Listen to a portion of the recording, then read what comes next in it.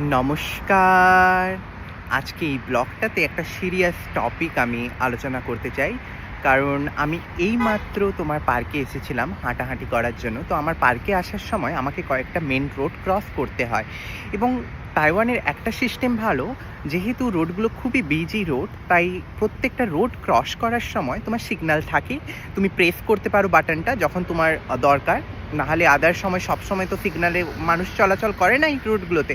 তাই তুমি যদি রোড ক্রস করতে চাও, তুমি প্রেস করো বাটন অ্যান্ড অটোমেটিক্যালি তোমার সিগন্যালটা রেড হয়ে যাবে এবং তোমার কোনো কার আসবে না, তুমি সেই মুহূর্তে ক্রস করতে পারো।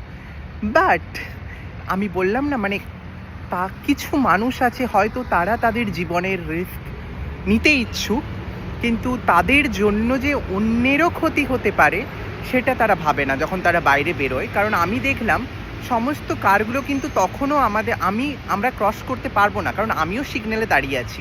হঠাৎ করে একটা বয়স্ক মানুষ দেখছি ক্রস করছে, অথচ কার তখনও যাতায়াত করছে মেন রোডে। তো এটা ঠিক না, কারণ আমি দেখলাম কারটা হচ্ছে খুব স্পিডে ব্রেকটা মারলো, বাট একটা কোনো বড় দুর্ঘটনা ঘটে যেতে পারতো। তাই আমরা যখন বাইরে বেরোবো সবসময় আমাদের এটা ভাবা উচিত, আমি হয়তো আমার জীবনের কেয়ার করি না, অন্যরা কিন্তু করে, তো আমাদের সবার কথা ভাবা উচিত।